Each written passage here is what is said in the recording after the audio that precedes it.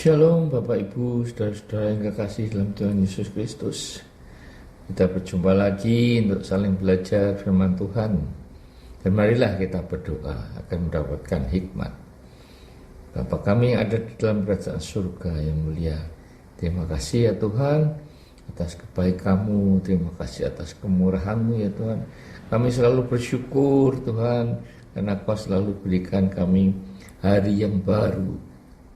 Ya Tuhan, sebelum kami mendengarkan firman-Mu ya Bapa, urapi lidah bibir hamba-Mu dan juga para pendengar firman ini, supaya Roh Kudus memberikan hikmat, memberikan pengertian dan melakukan firman itu dalam kehidupan mereka sehari-hari. Terima kasih ya Tuhan, berbicaralah, kami siap untuk mendengarkan. Dalam nama Tuhan Yesus kami berdoa dan mengucap syukur. Amin. Saudara-saudara, kali ini marilah kita bicara tentang agony. Arti kata agony dalam Kamus Bahasa Inggris terjemahan Indonesia adalah sekarat, perjuangan bersusah payah, nyeri sekali, kesakitan, penderitaan yang mendalam. Nah ternyata untuk diselamatkan bukan seperti doktrin keselamatan, bahwa sekali diselamatkan tetap diselamatkan. Seperti kata Yesus pada Nikodemus, di mana dilahirkan kembali hanya dapat melihat kerajaan Allah. Dan untuk dapat masuk kerajaan Allah adalah jika dilahirkan dari air dan roh.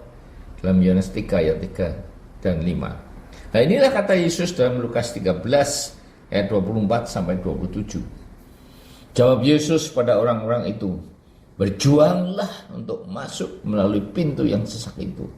Sebab aku berkata kepadamu, banyak orang akan berusaha untuk masuk, tetapi tidak akan dapat.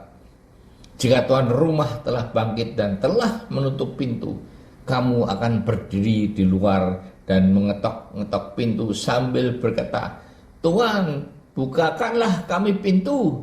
Dan ia akan menjawab dan berkata kepadamu, aku tidak tahu dari mana kamu datang. Maka kamu akan berkata, kami telah makan minum di hadapanmu dan engkau telah mengajar di jalan-jalan kota kami. Tetapi ia akan berkata kepadamu, aku tidak tahu dari mana engkau datang. Enyahlah dari hadapanku, hai kamu sekalian yang melakukan kejahatan.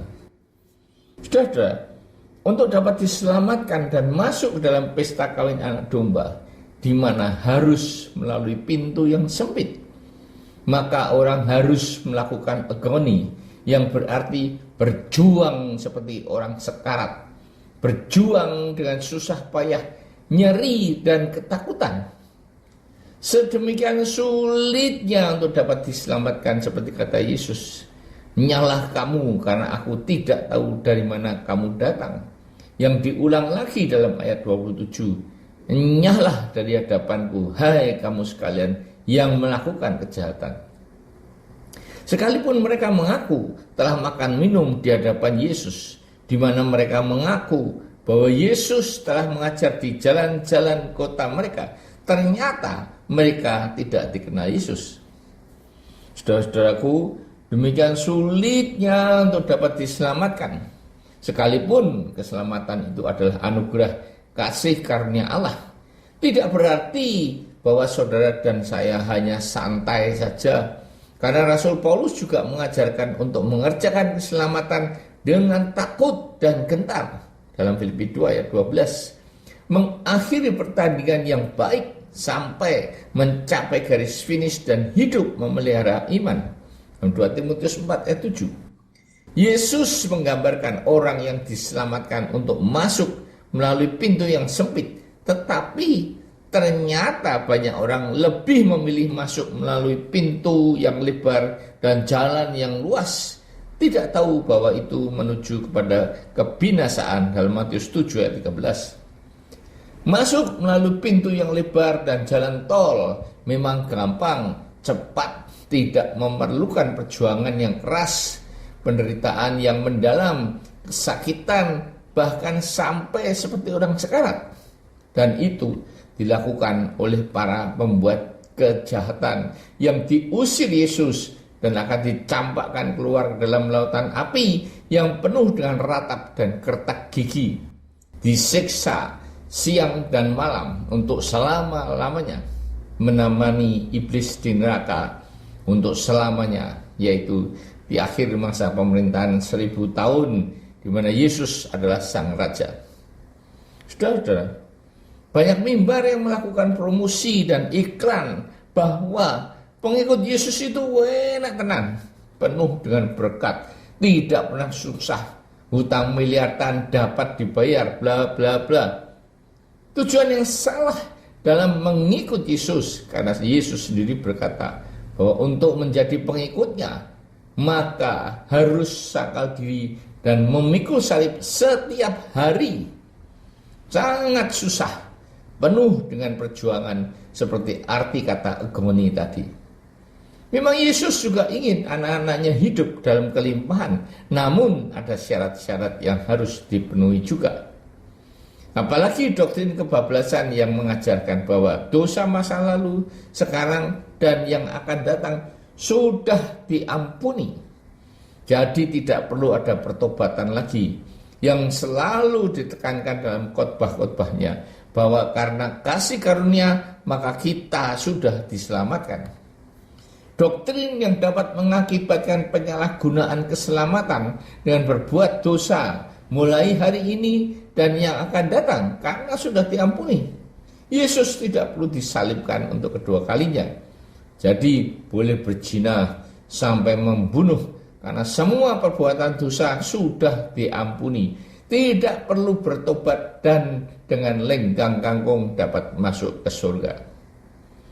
Saudara-saudara, seperti 5 gadis bodoh yang tidak membawa persediaan minyak, sehingga ketika mempelai itu datang, maka mereka tidak dapat ikut masuk ke dalam pesta perkawinan mempelai, yaitu Kristus.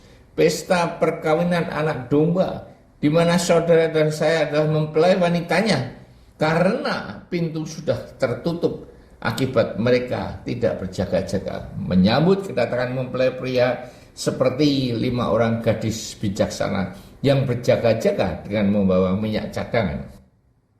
Saudara-saudara, bagaikan orang yang sedang sekarat dengan perjuangan bersusah payah, nyeri sekali, kesakitan, penderitaan yang mendalam, itulah yang harus saudara dan saya lakukan agar dapat mengerjakan keselamatan sampai mengakhiri pertandingan yang baik, finishing well, agar dapat dipilih Tuhan dan diberi mahkota kehidupan dan hidup kekal di surga. Nah, itulah destiny orang-orang percaya, dan bukanlah hidup kaya raya penuh harta di dunia yang fana ini. Destiny akhir adalah kehidupan kekal di surga yang digambarkan dengan tanah perjanjian Kanaan yang penuh dengan susu dan madu yang dijanjikan Tuhan kepada bangsa Israel. Namun hanya generasi muda yang dapat mencapai tanah yang dijanjikan Tuhan itu. Generasi tua mati semua kecuali Yosua dan Kaleb. Karena generasi tua yang sudah dibebaskan dari perbudakan Firaun yang melambangkan iblis senantiasa memberontak, menggerutu, tegar tengkuk, sekalipun telah mengalami mujizat-mujizat seperti tidak terkenal 10 tulah Allah, menyeberangi laut merah yang dikeringkan Tuhan, dipimpin Tuhan siang dan malam lewat tiang awan dan tiang api. Mereka masih menoleh ke belakang mengingat Mesir yang dianggap masih lebih nyaman, masih dapat makan bambang prei dan sebagainya. Tidak seperti hidup di padang gurun, berjalan di panas terik selama 40 tahun yang melambangkan tempat proses pemurnian bagi saudara dan saya untuk dapat mencapai destiny akhir, yaitu kehidupan yang kekal di surga, di mana tidak ada sakit penyakit, tidak ada kesusahan dan penderitaan, dan setiap hari kita hanya memuji dan memuliakan Tuhan, menyembah Dia, dan hanya makan buah kehidupan sebulan sekali. Namun semuanya ini hanya dapat dicapai dengan agoni yang harus kita lakukan sebelum mengakhiri pertandingan hidup ini dengan finishing well. Karena itu saudara-saudaraku, mana yang akan saudara dan saya pilih? Masuk melalui pintu yang sempit dan berdesak-desakan, namun pintu yang menuju kepada kehidupan, atau pintu yang lebar dan jalan tol yang menuju kebinasaan. Berjaga-jagalah seperti 5 gadis yang bijaksana yang dapat ikut masuk ke dalam pesta perkawinan anak domba.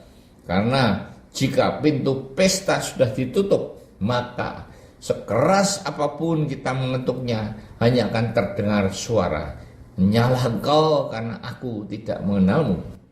Dan hanya ada satu tempat bagi mereka yang tidak melewati pintu yang sempit, yang penuh dengan ratap dan kertak gigi. Tuhan memberikan saudara kesempatan untuk memilih. Your future is in your own hand. Amin. Marilah kita berdoa. Tuhan, terima kasih atas firman-Mu yang mengingatkan kami untuk masuk melalui pintu yang sempit, di mana kami harus berjuang keras, seperti arti kata agoni, dapat masuk menuju kepada kehidupan kekal di surga.